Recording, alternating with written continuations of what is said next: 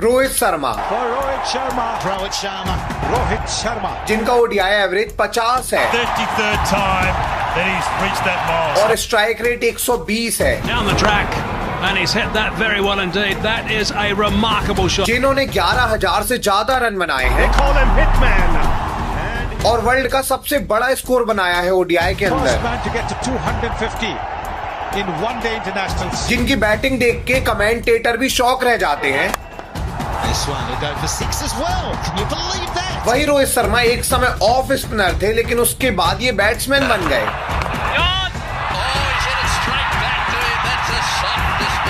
कैसे हो पाया है, कैसे आज रोहित शर्मा इतना ज्यादा डोमिनेट कर पा रहे हैं कि लोग इनकी तारीफ करते रुकते नहीं हैं। रोहित शर्मा ऐसा खास क्या है, क्यों रोहित शर्मा इतने बड़े खिलाड़ी हैं? आइए आज की वीडियो में रोहित शर्मा की ओडीआई जर्नी को समझने की कोशिश करते हैं। देखिए, कहानी की शुरुआत 23 जून 2007 को होती है, जब रोहित शर्मा का ओडीआई डेब्यू होता है। Hi, I'm Rohit Sharma. ये वो समय था जब रोहित शर्मा पहली बार इंटरनेशनल क्रिकेट में डेब्यू कर रहे थे। इससे पहले इनका डेब्यू ही नहीं हुआ था और इनका सबसे पहले डेब्यू ओडीआई में ही हो रहा था और ये आयरलैंड के सामने था। कमाल बात ये थी, इस समय रोहित शर्मा का डेब्यू एज अ बैट्समैन नहीं बल्कि एज अ ऑलराउंडर हो रहा था। रोहित इस समय ऑफ स्पिन काफी बढ़िया करते थे और बैटिंग भी ये ठीक ठाक करते थे, तो एज अ फिनिशर ये आ रहे थे और ऑफ स्पिन डालने के लिए इनको लाया गया था। बैटिंग पोजीशन में इनको नंबर 7 में रखा गया था और बॉलिंग में ये परमानेंट थे एज अ स्पिनर के तौर पर। मतलब कि ये वो समय था जब रोहित शर्मा कोई बैट्समैन नहीं थे, ये ऑलराउंडर खेला करते थे और इसलिए इनका टीम में नाम भी आया था। 23 जून के दिन जब इनका डेब्यू होता है आयरलैंड के सामने, तो आयरलैंड की टीम सिर्फ 193 रन बना पाती है। बाद में जब इंडिया इस स्कोर को चेस करने आती है, तो ये स्कोर काफी आसानी से इंडिया 1 विकेट के नुकसान पर चेस कर लेती है। मिला जुलाकर इस मैच के अंदर न रोहित की बैटिंग आती है न इनकी बॉलिंग आ पाती है, क्योंकि आयरलैंड जैसी छोटी टीम काफी आसानी से हार जाती है। बाद में रोहित का नाम T20I में भी आता है और इनका T20I डेब्यू कराया जाता है। कमाल बात ये थी कि T20I डेब्यू के जस्ट बाद T20I वर्ल्ड कप आ खड़ा हुआ और T20I वर्ल्ड कप में इनका नाम भी आ गया। इंटरेस्टिंगली T20I वर्ल्ड कप में लगातार प्लेइंग 11 का हिस्सा थे और ये रन भी बना रहे थे। इवन फाइनल मैच के अंदर इन्होंने 16 बॉल में 30 रन बनाए थे और ये फाइनल इंडिया जीत गई थी और वर्ल्ड कप इंडिया ने अपने नाम कर लिया था। ये काफी इंटरेस्टिंग था कि एक खिलाड़ी जो काफी यंग है, जो अभी अभी टीम में आया है, इसी साल आया है कुछ महीने पहले, और अभी उसका टीम में नाम आता है वर्ल्ड कप के अंदर और वो वर्ल्ड कप ट्रॉफी उठा लेता है। ये यंग खिलाड़ी के लिए ड्रीम वाली बात थी कि टीम में नाम आना, उसके बाद परफॉर्म भी करके जाना और वर्ल्ड कप उठा लेना, ये बहुत बड़ी बात थी। वर्ल्ड कप के जस्ट बाद इंडिया पाकिस्तान की 5 मैच की ओडीआई सीरीज होती है और यहाँ पे भी रोहित का नाम लगातार आता है। पहले इस ओडीआई सीरीज में 18 नवंबर 2007 को एक मैच होता है। इस मैच में पाकिस्तान की पहले बैटिंग आती है और पाकिस्तान जब बैटिंग करने आती है तो ये 300 से ज्यादा का स्कोर बनाते हैं। बाद में जब इंडिया इस स्कोर को चेस करने आई तो रोहित शर्मा को पहली बार थर्ड डाउन भेजा गया। मतलब ओडीआई में अब ये ऊपर आने वाले थे और जब ये थर्ड डाउन बैटिंग करने आते हैं तो ये 52 रन मार के जाते हैं। ये रोहित शर्मा के करियर की पहली 50 थी ओडीआई के अंदर और किसी ने सोचा नहीं था कि अब ये करियर इतना लंबा होने वाला है कि इतिहास रचने वाले हैं। 2007 अब एंड हो चुका था। 2007 के बाद 2008 में लगातार रोहित को ओडीआई मैचेस खिलाए जाते हैं। 2008 पूरा ओडीआई से भरा रहता है। रोहित शर्मा 28 ओडीआई मैच खेलते हैं, 532 रन भी ये बनाते हैं, बट कोई एक्सेप्शनल परफॉर्मेंस इन्होंने नहीं दी थी। इन्होंने 50 वगैरह मारी थी, लेकिन सेंचुरी ये नहीं मार पाते और इनका एवरेज भी 21 का ही था। बाद में 2009 में और 2010 में भी रन तो मारते हैं, लेकिन वही एक्सेप्शनल परफॉर्मेंस कोई भी नहीं आई थी और इनका एवरेज भी 30 का ही था दोनों साल के अंदर। 2010 तक वो समय था जब रोहित शर्मा को मिडिल ऑर्डर बैट्समैन के तौर पर खिलाया जाता था। इनको कभी थर्ड डाउन भेजा जाता था, मोस्टली कभी कभी ये सेकंड डाउन आ जाते थे, बाकी ये थर्ड डाउन ही आते थे। बॉलिंग भी इस समय रोहित लगातार करते थे, एज ये स्पिनर भी खेला करते थे, मतलब एज ऑलराउंडर ये टीम में थे, लेकिन मिडिल ऑर्डर में बैटिंग इनकी आती थी। बाद में जब 2010 का साल निकला तो 2011 आया और 2011 बहुत इंपॉर्टेंट साल था क्योंकि इस साल ओडीआई वर्ल्ड कप होना था। देखिए, ओडीआई वर्ल्ड कप जो था ये बहुत ज्यादा इंपॉर्टेंट वर्ल्ड कप था। एक्चुअली में इसकी इंपॉर्टेंस और ज्यादा तब बढ़ गई जब सबको पता लग गया था कि आखिरी वर्ल्ड कप होने वाला है सचिन तेंदुलकर का। सचिन को इस समय गॉड ऑफ क्रिकेट कहा जाने लगा था और गॉड ऑफ क्रिकेट का आखिरी वर्ल्ड कप है और इन्होंने एक भी वर्ल्ड कप नहीं जीता है। काफी ज्यादा चिंता वाली बात थी।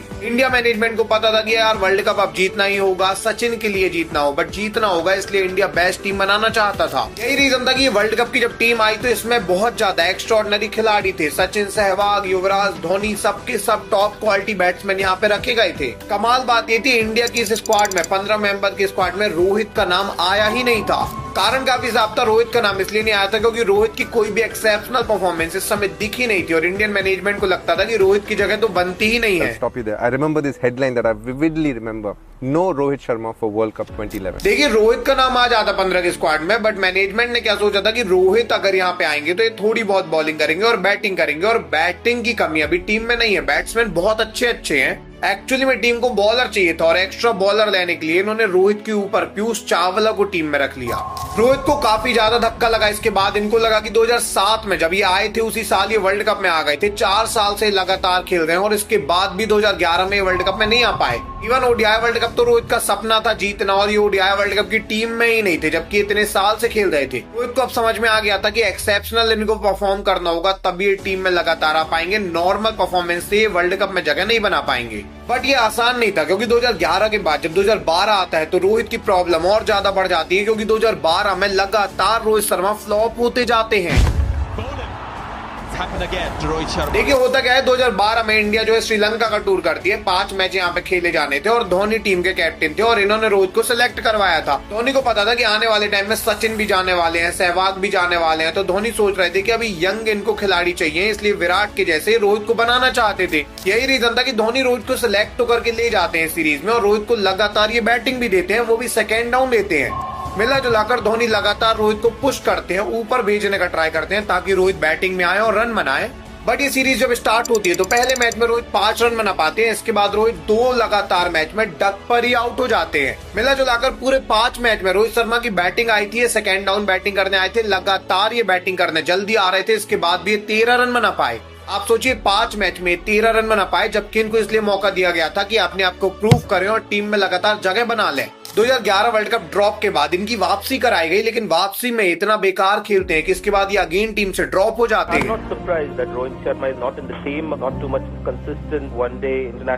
रोहित को अब कुछ समझ में नहीं आ रहा था, इनका करियर एकदम से डिप गया था। इनको कुछ भी पता नहीं था कि 5 साल हो गए थे और कोई भी एक्सेप्शनल परफॉर्मेंस आई नहीं थी और टीम में फिक्स तक नहीं हो पा रहे थे। कोई यंग खिलाड़ी जो टीम में आता है पहले ही साल ये लगातार फिक्स हो जाता है और उसके बाद 5 साल बाद ये टीम में फिक्स नहीं हो पा रहा है। ये काफी प्रॉब्लमेटिक बात थी। बट 2012 के बाद 2013 आता है और 2013 का जो साल था, इस साल ने रोहित की लाइफ को पूरा चेंज करके रख दिया।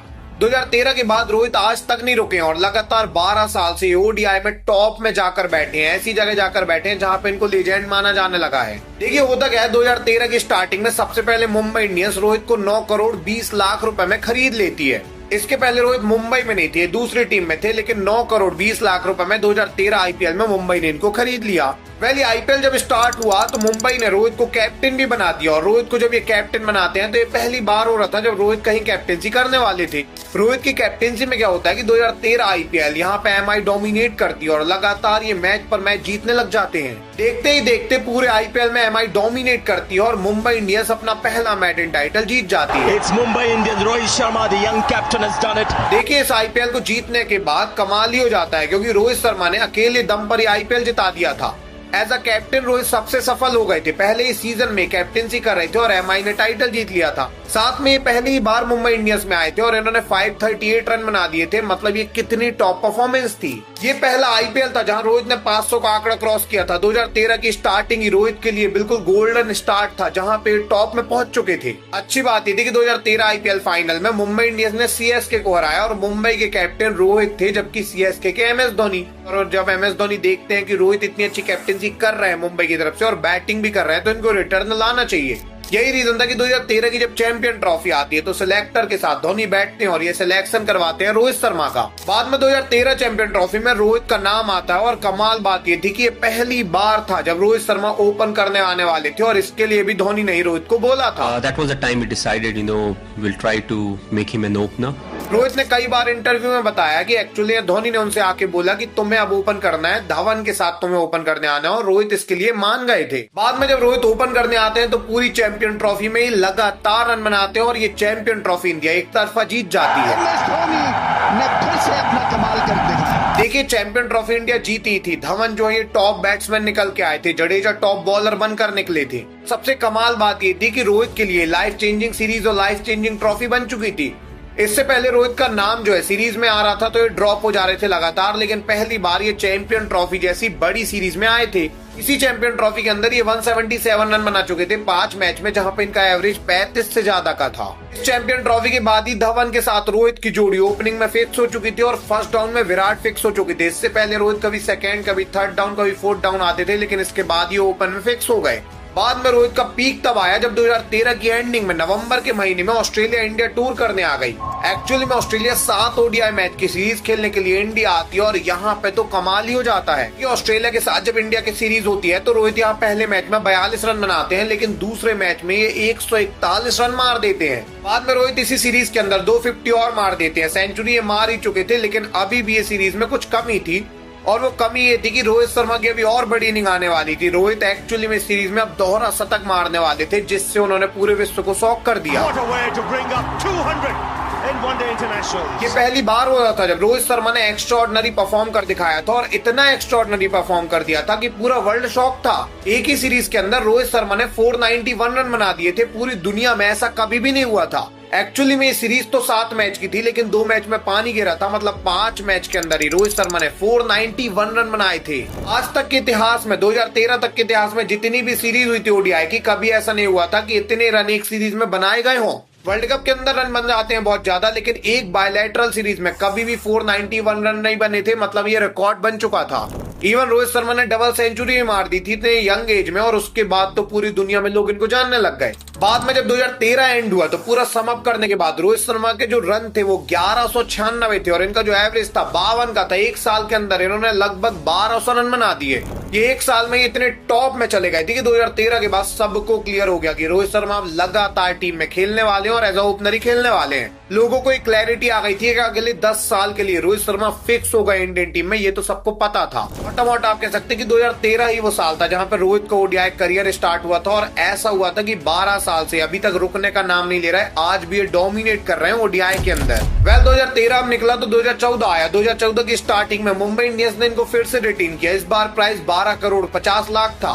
मुंबई को रोहित की वैल्यू पता लग गई थी और एक्चुअली में रोहित को जो पैसे दिए जा रहे थे वो वर्थ इट थे, क्योंकि एज अ कैप्टन ये बहुत कमाल की कैप्टेंसी कर रहे थे। इसी सेम टाइम में रोहित की कैप्टेंसी की दम पर मुंबई डोमिनेट तो कर ही रही थी, साथ में रोहित 400 रन भी बनाते हैं 2014 आईपीएल में। सब कुछ सही जाने लग जाता है, रोहित शर्मा पीक में जाने लग जाते हैं। सचिन तेंदुलकर भी आते हैं और कहते हैं कि रोहित शर्मा और विराट ही मेरा रिकॉर्ड तोड़ सकते हैं। मतलब विराट के साथ अब रोहित का नाम जोड़ा जाने लगा था। देखिए विराट तो 2012 में ही टॉप बैट्समैन देखे जाने लगे थे, लेकिन 2012 में रोहित का कुछ पता नहीं था। रोहित का पता 2013 में लगा और 2014 में रोहित विराट बराबर के बैट्समैन देखे जाने लगे। रोहित ने इस तरीके से एक साल में ही पीक अचीव किया था कि 2014 के मिड तक ये दोनों बराबर ही माने जाने लगे थे। बट इसके बाद अगेन रोहित की लाइफ में प्रॉब्लम आती है, क्योंकि इनके फिंगर में इंजरी हो जाती है और इंजरी के चलते इनको बेड रेस्ट दे दिया जाता है। देखिए जैसे रोहित शर्मा को इंजरी होती है इनको रेस्ट दिया जाता है। इनकी रेस्ट पीरियड टाइम में इंडिया नया ओपनर ढूंढती है और नए ओपनर पे इनको मिलते हैं अजिंक्य रहाणे। अब रहाणे जो है रिप्लेसमेंट में खेलने आए थे, लेकिन ये इतना अच्छा परफॉर्म करते हैं कि ये परमानेंट टीम में फिक्स हो जाते हैं। रहाणे लगातार 50 और सेंचुरी मारने लग जाते हैं। हालत तो हो जाती है कि इंडिया और श्रीलंका की 2014 में जब 5 ओडीआई मैच की सीरीज होती है तो इस सीरीज के लिए रोहित पूरे रिकवर हो चुके थे।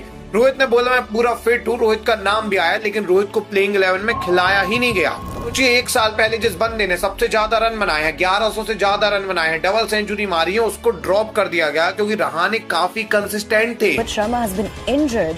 The injury is on his right hand. Now remember, he plays as a right-handed opening batter. साथ में धवन तो बहुत ज्यादा रन बना रहे थे, तो धवन को ड्रॉप किया ही नहीं जा सकता था। और श्रीलंका वाली जो सीरीज थी यहाँ पे लगातार रहाणे और धवन ओपन आए। इवन रहाणे और धवन जब ओपन आते हैं तो पहले मैच में रहाणे सेंचुरी मारते हैं, बाद में धवन 50 मारते हैं और ये दोनों कमाल की पार्टनरशिप बिल्ड करते हैं। देखते ही देखते पहले 3 मैच निकल जाते हैं और तीनों मैच के अंदर रोहित को मौका ही नहीं मिलता, क्योंकि रोहित शर्मा की जगह बन ही नहीं पा रही थी। ये बहुत ज्यादा शॉक बात थी। रोहित को भी नहीं पता था कि वो ड्रॉप भी हो सकते हैं अभी इतने रन बनाने के बाद। हालांकि इसी सीरीज के चौथे मैच में क्या होता है कि धवन चोटिल हो जाते हैं और धवन जब चोटिल हुए तो रहाणे के साथ रोहित ओपन आते हैं 4th ओडीआई में। देखिए रोहित जब इस ओडीआई में ओपन आते हैं तो कोई कसर नहीं छोड़ते। पहले 100 फिर 200 और इसके बाद ये विश्व का सबसे बड़ा स्कोर बना देते हैं। इन्होंने अकेले 264 रन बना दिए। ये पूरी दुनिया में सबसे बड़ा स्कोर था ओडीआई के अंदर। किसी ने सोचा भी नहीं था कि ओडीआई में कोई 250 रन बना सकता है और इन्होंने 250 से भी 14 रन ज्यादा बनाए थे।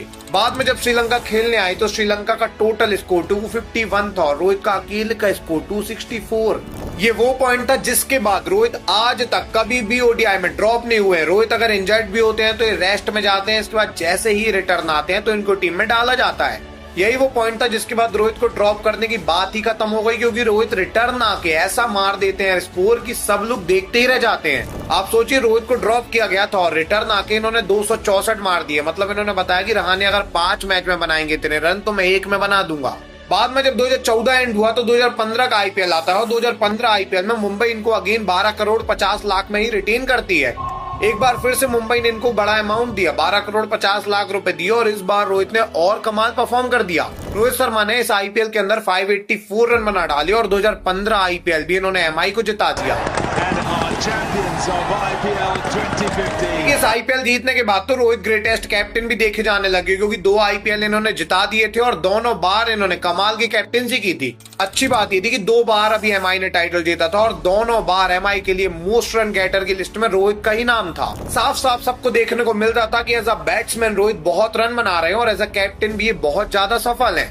अब लोग रोहित को एज अ फ्यूचर कैप्टन देखने लग गए थे। रोहित ने एकदम अपने आप को सेट कर दिया था कि मैं आने वाले टाइम में कैप्टनसी भी कमाल करूंगा। वेल, इसके बाद 2015 का ओडीआई वर्ल्ड कप आता है और इस बार ओडीआई वर्ल्ड कप में रोहित शर्मा का नाम आंख बंद कर डाला जाता है। 2011 में जिस बंदे का सिलेक्शन वर्ल्ड कप में नहीं हुआ था उसी बंदे को 2015 में फिक्स ओपनर के तौर पर डाला गया था। बाद में इस वर्ल्ड कप के अंदर रोहित लगातार डोमिनेट करते हैं। हर मैच में रोहित रन बना रहे थे लगातार। इंडिया इजिली डोमिनेट करते करते क्वार्टर फाइनल में पहुंच गई थी और क्वार्टर फाइनल इंडिया का बांग्लादेश से होना था। 18 मार्च के दिन बांग्लादेश के साथ इंडिया का क्वार्टर फाइनल स्टार्ट होता है और इस क्वार्टर फाइनल मैच के अंदर रोहित शर्मा ने अकेले 137 रन मार दिए और इंडिया को 300 का स्कोर क्रॉस करा दिया। इंडिया ये मैच भी जीत गई और सेमीफाइनल के अंदर पहुंच गई और सेमीफाइनल में भी रोहित ने 34 रन बनाए। अनफॉर्चुनेटली इंडिया इस सेमीफाइनल तो हार ही गई, बट रोहित शर्मा ने डिसअपॉइंट नहीं किया। पूरे वर्ल्ड कप के अंदर रोहित ने 330 रन बनाए थे। मतलब बताया था कि अपनी तरफ से रोहित ने सब कुछ दे दिया है।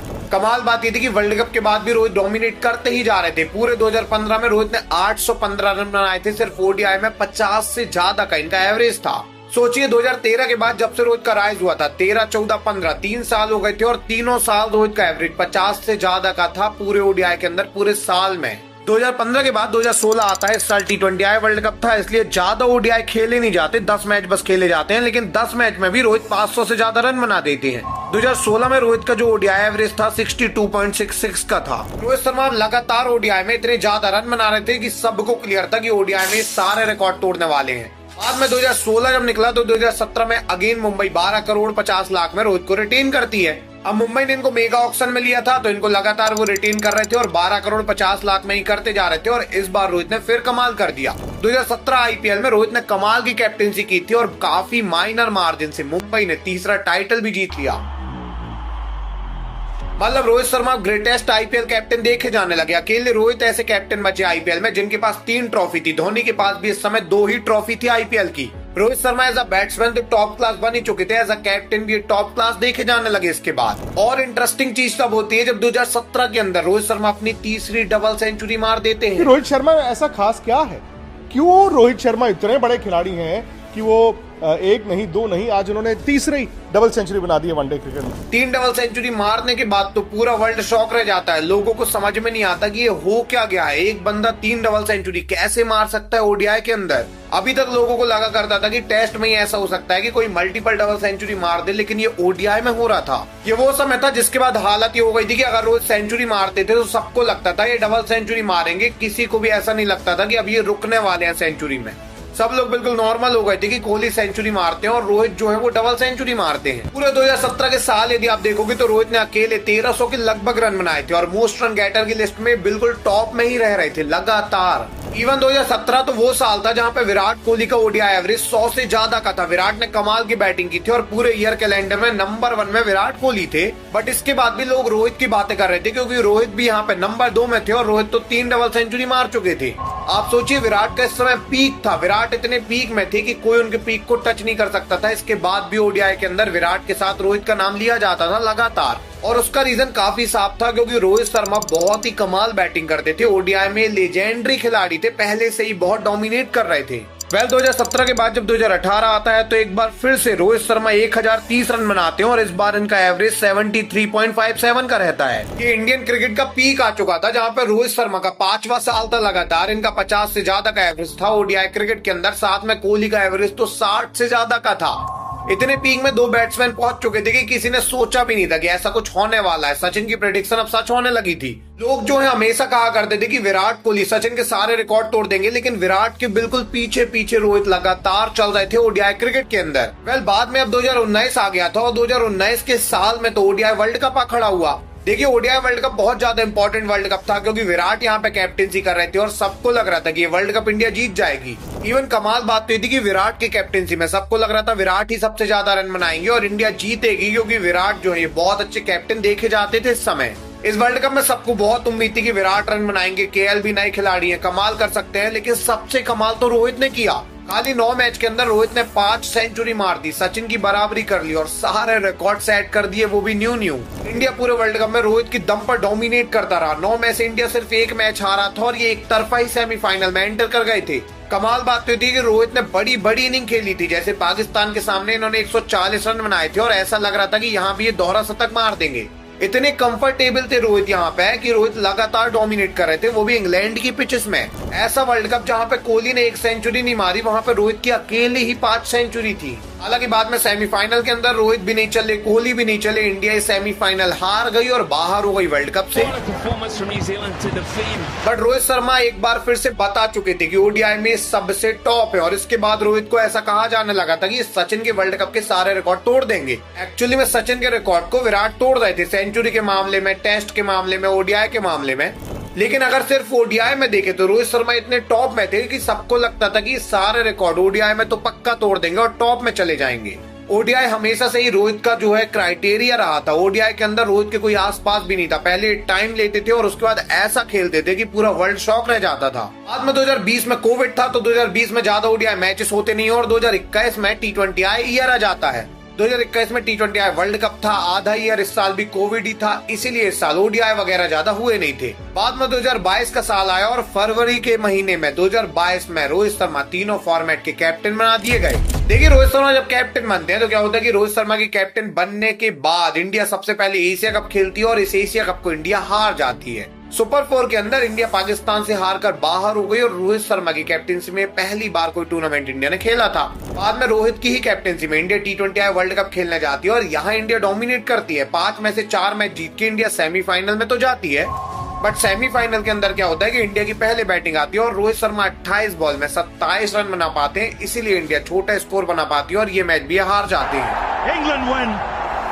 लिटरली रोहित शर्मा ने 27 रन बनाए, वो भी 28 बॉल खेलने के बाद। ये सब लोगों को शॉक कर चुका था। रोहित जो ओडीआई के अंदर 200 रन मारते हैं वो T20I में 100 के स्ट्राइक रेट से बैटिंग कर रहे थे। एक्चुअली में ये चीज रोहित को भी बहुत हर्ट करती है। रोहित को लगता है कि उनके कारण टीम जो है ये वर्ल्ड कप हार चुकी है और इसके बाद रोहित ने पूरा अपना खेलने का तरीका ही बदल दिया। यही वो पल था जिसके बाद रोहित शर्मा बहुत तेज खेलने लग गए। ओडीआई में T20I वाला गेम खेलने लग गए और T20I में T10 वाला। 2022 वर्ल्ड कप के पहले रोहित का स्ट्राइक रेट ओडीआई में 90 का था और 2022 वर्ल्ड कप के बाद रोहित का ओडीआई स्ट्राइक रेट 120 से ज्यादा का ही है। मतलब रोहित 2022 के पहले अच्छी बैटिंग करते थे, टाइम लेते थे और बहुत रन बनाते थे। बट 2022 के बाद ये फियरलेसली बैटिंग करने लग गए और सामने वाली टीम के लिए नाइटमेयर बन गए क्योंकि ये बहुत तेज भी खेलने लगे और रन तो ये अभी भी बना रहे थे। जैसे 2022 के बाद जब 2023 का साल आया तो रोहित स्टार्टिंग से ही लगातार डोमिनेट करते हैं। एक मैच में लगातार रोहित रन बनाते हैं और बाद में जब 2023 वर्ल्ड कप आता है तो इस वर्ल्ड कप के अंदर रोहित शर्मा बहुत तेज रन बना रहे थे और पूरा जिम्मा अपने सिर लिए हुए थे। 2023 वर्ल्ड कप में एक के बाद एक मैच में रोहित ने बहुत तेज बैटिंग की, साथ में बहुत तेज रन भी बना रहे थे। पहले रोहित शर्मा अगर 150 रन बनाते थे तो अभी वो रन 70 थे, लेकिन वो 70 रन भी 40 बॉल में आ रहे थे। रोहित इतनी तेज बैटिंग करके और इतने रन बना के जाते थे कि पूरी टीम को आराम से खेलने को मिल जाता था और इसलिए इंडिया जीत पा रही थी। मतलब 2023 में सबसे इम्पैक्टफुल खिलाड़ी रोहित शर्मा ही थे।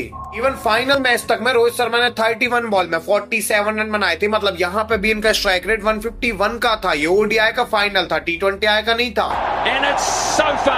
ओडीआई जैसे बड़े फाइनल में रोहित शर्मा ने रन भी काफी बनाए और इतने तेज बैटिंग करके बनाए कि पूरा स्टेज सेट करके दिया था। बाद में यदि आप देखोगे तो पूरे वर्ल्ड कप के अंदर रोहित शर्मा ने 597 रन बना डाले थे और इनका जो स्ट्राइक रेट था वो 121 का था। सोचिए इनका एवरेज इस वर्ल्ड कप में 54.27 का था, मतलब इनका एवरेज 50 से ज्यादा का, और इनका स्ट्राइक रेट 120 से ज्यादा का है। देखिए कोई भी खिलाड़ी अगर ओडीआई में तेज बैटिंग करने जाता है ना, तो वो जल्दी आउट हो जाता है क्योंकि वो तेज खेल रहा है। यही रीजन है कि बैट्समैन आराम से खेलते हैं और उसके बाद ये रन बनाते हैं। बट रोहित जो है एकमात्र ऐसे बैट्समैन थे जिनका स्ट्राइक रेट 120 से ज्यादा का और एवरेज 50 से ज्यादा का है, मतलब ये लेजेंड बन चुके थे, इनके आसपास भी कोई नहीं था। 2023 ही वो वर्ल्ड कप था जिसके बाद रोहित शर्मा ग्रेटेस्ट कैप्टन बन चुके थे, ग्रेटेस्ट बैट्समैन बन चुके थे और इसके बाद सबसे लविंग प्लेयर भी ये बन गए थे क्योंकि ये सेल्फलेसली खेल रहे थे। ये इतने ज्यादा लविंग प्लेयर बन गए थे इसके बाद कि 2024 में जब इनको कैप्टनसी से हटाया गया तो लोग जो है हार्दिक पांड्या को ट्रोल करने लग गए। 2024 आईपीएल में क्या होता है कि 16 करोड़ रुपए में मुंबई इंडियंस ने रिटेन किया था रोहित शर्मा को। अब रोहित को तो मुंबई रिटेन लगातार कर ही रही थी, लेकिन 2024 आईपीएल में इन्होंने रोहित को कैप्टनसी से हटा दिया और इन्होंने हार्दिक को कैप्टन बनाया। देखिए हार्दिक को कैप्टन मुंबई के मैनेजमेंट ने बनाया, इसमें हार्दिक की गलती नहीं थी, लेकिन हार्दिक को लोग ट्रोल करने लग गए। हार्दिक जो इंडिया के लिए इतने क्लच प्लेयर थे, जो इतने रन बनाते थे इतने इंपॉर्टेंट मूवमेंट में, उनको लोगों ने छपरी बोलना स्टार्ट कर दिया। छपरी है। इसका रीजन क्या था? क्योंकि हार्दिक के सामने रोहित थे और रोहित इतने ज्यादा लविंग प्लेयर थे कि उनके सामने उस समय कोई भी होता लोग उसको हेट ही करते। रोहित यहाँ तो कैप्टन नहीं रहते, लेकिन रोहित शर्मा को T20I में कैप्टन तो रखा ही जाता है और T20I वर्ल्ड कप रोहित की कैप्टनसी में इंडिया जीत जाती है।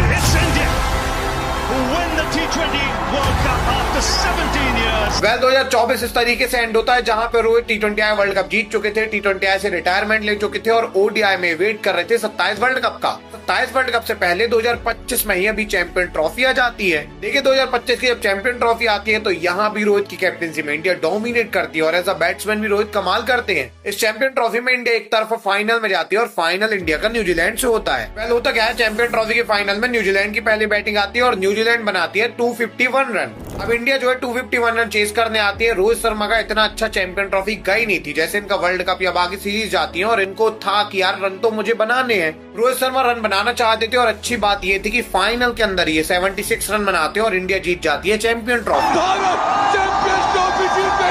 रोहित जब चैंपियन ट्रॉफी जीतते हैं तो इसके बाद रोहित ग्रेटेस्ट ओडीआई में देखे जाने लगते हैं जहां पे इनके रन 10,000 से ज्यादा तो हो ही गए हैं, साथ में इनके पास as a captain champion trophy भी आ चुकी है।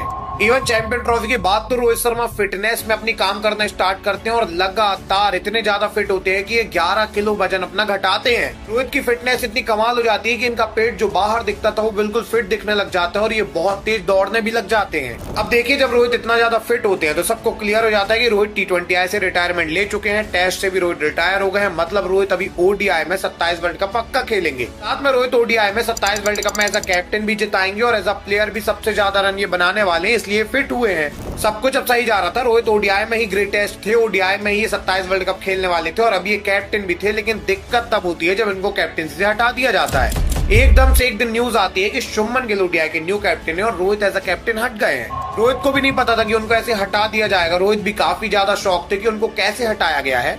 बाद में खबर ये आने लग जाती है कि ऑस्ट्रेलिया सीरीज इनकी लास्ट सीरीज है, इसके बाद रोहित जो है रिटायरमेंट ले लेंगे और विराट भी रिटायर हो जाएंगे। आप सोचिए इतना लेजेंडरी खिलाड़ी जिसका स्ट्राइक रेट 120 का है और एवरेज 50 का है, जैसा प्लेयर पूरी दुनिया में नहीं है, ऐसा लगने लगा कि वो रिटायरमेंट ले लेगा। एज अ कैप्टन रोहित जब हटे तो सबको क्लियर हो गया कि रिटायरमेंट ले लेंगे, लेकिन ऑस्ट्रेलिया सीरीज में रोहित ने कमाल कर दिया। सबको यही लगा था कि सीरीज में अगर रोहित फ्लॉप हुए तो वो रिटायरमेंट ले लेंगे, लेकिन इस सीरीज में Rohit Sharma most run getter बने। ऑस्ट्रेलिया के साथ जो इंडिया की सीरीज होती है यहाँ पे रोहित अपनी 33वीं ओडीआई सेंचुरी मार देते हैं। बाद में रोहित ने रिटायरमेंट नहीं ली और सबको क्लियर हो गया कि एज अ प्लेयर ही खेलने वाले हैं और 27 वर्ल्ड कप तो ये जिता के ही जाएंगे, भले ही एज अ प्लेयर खेले। अभी रोहित शर्मा 2007 से ओडीआई खेल रहे हैं, इतने साल इनको हो गए ओडीआई खेलते हुए, लेकिन एक भी ओडीआई वर्ल्ड कप इनके पास नहीं है। धोनी कैप्टन हो, विराट कैप्टन हो, रोहित खुद कैप्टन हो, शुभमन कैप्टन हो, रोहित को फर्क नहीं पड़ता, वो डोमिनेट करते हैं, लेकिन एक भी इनके पास वर्ल्ड कप नहीं है। इसलिए रोहित ने क्लियर कर लिया है कि 27 वर्ल्ड कप खेलने वाले हैं और यही रीजन है कि अभी भी ये डोमिनेट कर रहे हैं। ऑस्ट्रेलिया के सामने रन बनाने के बाद आज ये साउथ अफ्रीका के सामने भी लगातार रन बना रहे हैं और ये कमाल ही करने वाले हैं आने वाले टाइम में और भी ज्यादा। यदि आपको रोहित शर्मा की ओडीआई की जर्नी का ये एपिसोड पसंद आया तो रोहित शर्मा की कैप्टेंसी की जर्नी का ये वीडियो जरूर से देखिएगा, आपको बहुत पसंद आएगा। साथ में रोको के डुओ का ये वीडियो देखिए ओडीआई में।